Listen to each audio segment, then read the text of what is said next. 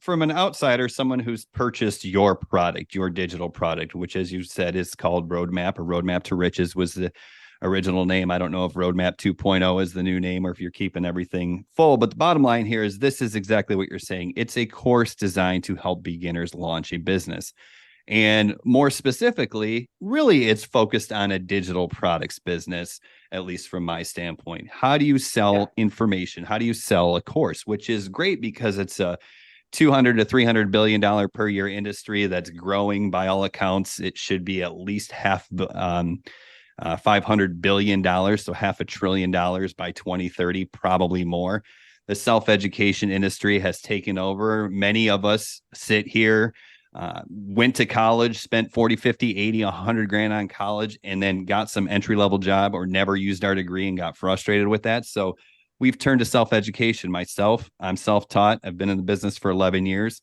You all are, seems like you're self-taught as well, diving in, learning, doing, and now teaching.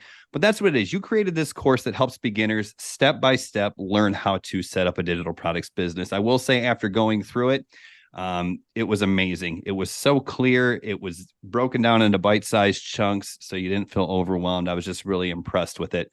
But one of the cool things about it is it comes with master resale rights. So if somebody wants to start a digital products business and they're like, oh, I'm not really an expert in anything, I don't know what kind of course to create, they can actually turn around and sell the course. People have varying opinions on this, but I think it's amazing because it cuts down the time that you can actually get to market in half. Because while you're learning the product, then you can turn around and market it more effectively. And because of the master resale rights, I think that has a lot to do with the virality of your product. Yeah, so a lot of the products that we came across that were in the licensing space were really just not very quality. And we thought, well, why don't we just create our own and make it very I think there's two things that account for the virality. I think the community is one, and I think the updated product and the quality of the product is two, right? Because typically in this master resale rights space, for those who knew about it prior, most people didn't know about it. Number one, most people had no idea what master resale rights was. Number two, the ones that did, they knew the products weren't very high quality.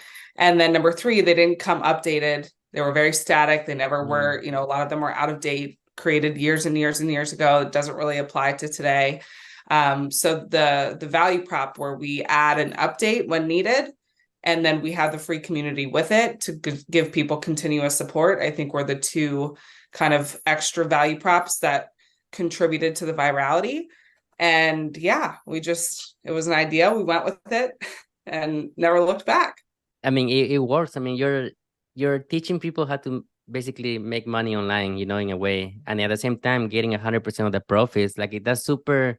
I haven't seen this in the online world. I've been doing this for 3 years, not as much as Brian for 11 years, but I've never seen something like this, like, blow up like so fast in the internet, and it's been amazing, all the feedback that I've been noticing. But also, not everything is good, right? There's also drama. There's also, I guess you can say haters. What are some of, the bad experiences that you have been dealing with? That's a laundry list full, to be honest with you. But overall, it's really positive. We have an incredible support system within the community that really keeps us going. The hate we kind of roll off. I think the hate comes from multiple areas. I think some people's marketing efforts may turn people off, and I completely understand and agree with that. And I think people, they create channels around hate and hating people's decisions and hating people's methods of making money. And they like to cherry pick the things that support their decision. We always talk about, you can go on Google and you can search, is coffee bad for you? And you're going to find a ton of articles that say coffee's bad for you. You can go on Google and say, is coffee good for you? And you're going to find a ton of articles that support your assumption. And so, yeah, I mean, we kind of let the hate roll off. We honestly take it as a badge of honor. It means that we're doing something good. And when it comes to the drama, it's just, no matter what, when you work with this large of numbers, when you're talking about so many people, with just our community alone is 14, 15,000, other communities out there 10, 11, 13,000, there's always going to be it's kind of a double-edged sword when you grow this fast. There's always going to be something to deal with, but we take it in strides and we take it day by day.